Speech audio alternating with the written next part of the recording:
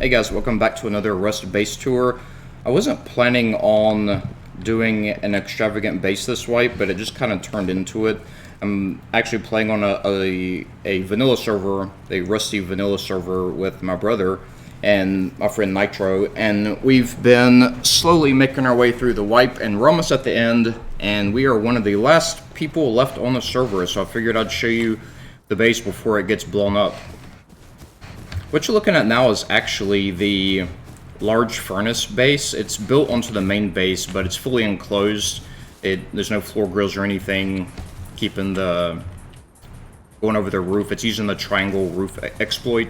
You can see that the base has a unique lighting flare to it, kind of like my nightclub base, but it just evolved slowly over time into this cool cyberpunk looking establishment.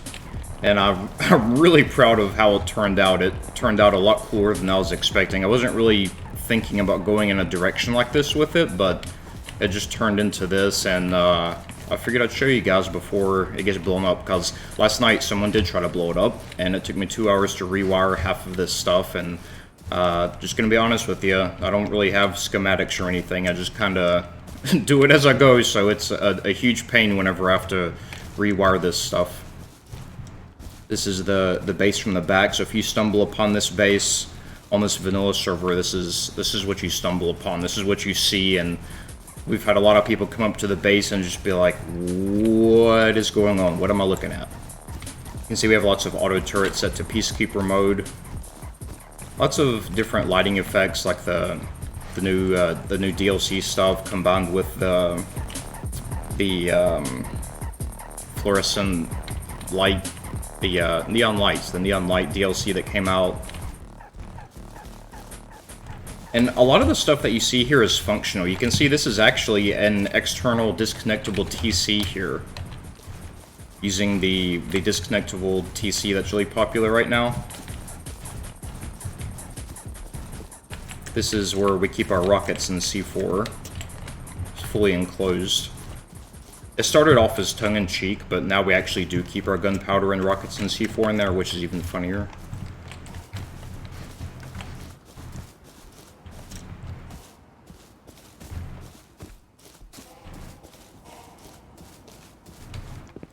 Let's take a look at So this is the furnace base.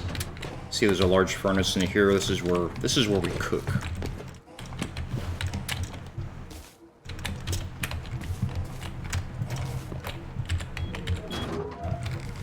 You can see it's fully enclosed by metal all the way around, so we don't have to do any floor grill shenanigans, which weakens the base and is really tempting for people to break into.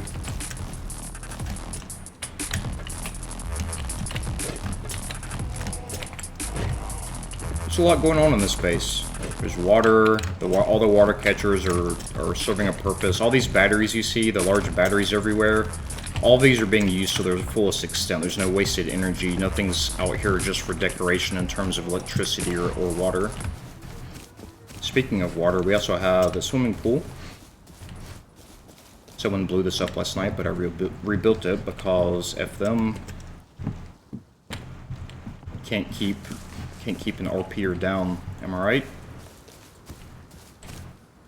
Egypt is actually the name of the clan.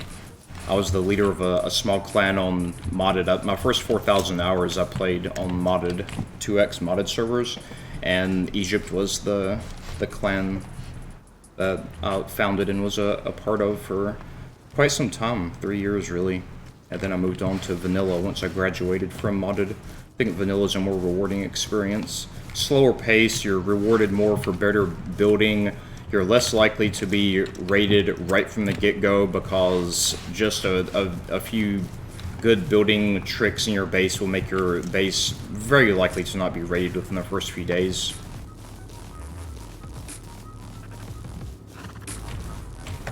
Got our horsey in here. This is Unicorn. My daughter Sylvie named him.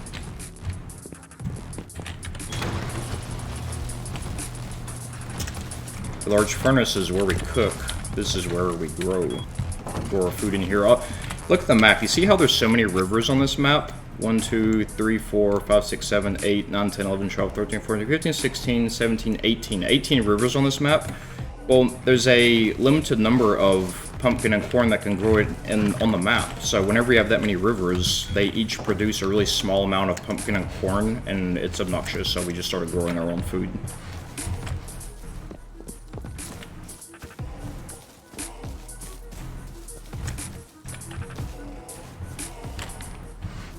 Alright, let's take a look inside. This is the front door. And this is home sweet home.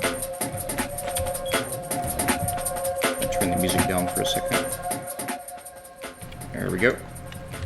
So this is the main base. We have battery, food, our workbenches. There's some extra storage over here. And the main loot area. Notice how I've kept the ceiling open instead of using it as honeycomb. I'll do that because no one's going to raid the top of this base anyway. No one's going to come through this base from the side or the top. They're going to come through the front door. So you can actually use the honeycomb and on the roof and on the sides as storage because they're not going to come through this way, so it doesn't matter. So we use that as extra storage. And of course, there are a lot of secrets in this base actually. One of them is right here. So I'm sure y'all have seen the barbecue trick. See, it says barbecue. On the other side of this wall is a suicide bunker. You just spawn in there with a sleeping bag, and a bunch of our really good loot is in there. And you transfer it through this hidden barbecue here. And raiders would never look through that. They're not going to blow through an armored wall just to see if there's something back there. They're going to just, look through these boxes here, take what they want, and leave. So it's using misdirection to hide the best loot. And furthermore, I'm going to show you the large furnace base again. The large furnace base is also using the barbecue trick.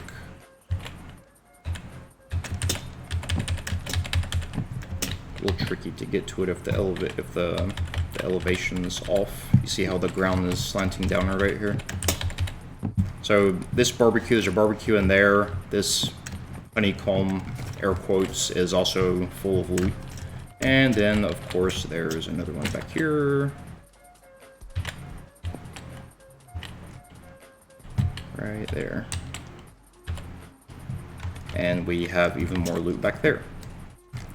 So if someone raids this base, they're going to blow the doors here to the large furnace. They're going to take whatever's in the furnace, take the scraps here, and then they're going to leave. They're not going to blow the honeycomb just at a chance. So they're not even going to be looking for the barbecue in the first place, and that means it's the perfect place to store loot. It's actually a really good way to separate your loot. And I've seen a bunch of bases built recently on YouTube and on Sanctuary where people are like, here's my base, it has 70,000 metal upkeep and 100,000 stone upkeep and 500 HQM upkeep, and it takes 100 rockets to get all the main loot. And I'm like, dog, just make 4 loot rooms that are armored. And you can even do it in like a 2x2, and then your upkeep is nothing, and it's just as strong as a clan base because of loot separation. And that's what this base utilizes. If you wanted all the loot in this base, I haven't even showed y'all some of the secrets because I'm going to move the loot to those before I post this video for obvious reasons. But if you wanted to get all the loot in this base, it would be 70 to 90 rockets. And you can see how small it is.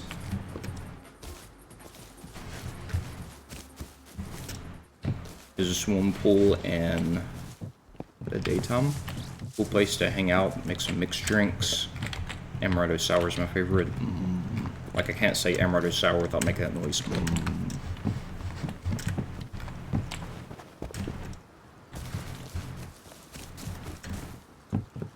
Let me show you the power for this base. It's okay. It's a little bit excessive, a little bit insane, but this base requires a lot of power. So I had no choice. Friends. Look at this. It's a lot of solar panels. And yes, they're all being used. They're all hooked up to the root combiners, and they're all going into the batteries. which are just kind of laying around. It confuses people. Like the guy that came by and dicked up the base last night, he took out 3 large batteries outside the base trying to kill the turrets, and none of them were powering the turrets, and then he just left. Anything you can do to make your base confusing and unconventional and chaotic for a raider is better. And that's exactly what I do. I think it's an extraordinarily powerful technique.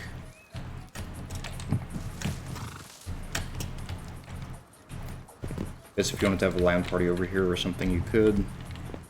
Get your monster drinks or your Red Bulls out of this fridge and watch as the PvP goes down on the outskirts of the outpost. Play some piano if you're into it. This is another disconnectable external TC.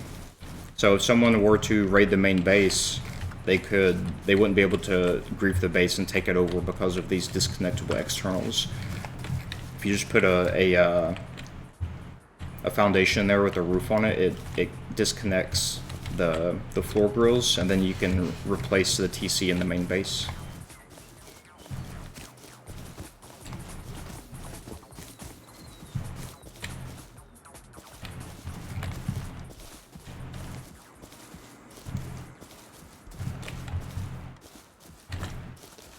Alright, thanks for looking at my base this swipe, guys. It's probably going to be gone soon, so I really wanted to show it to you before that happens. I'll see you all in the next video.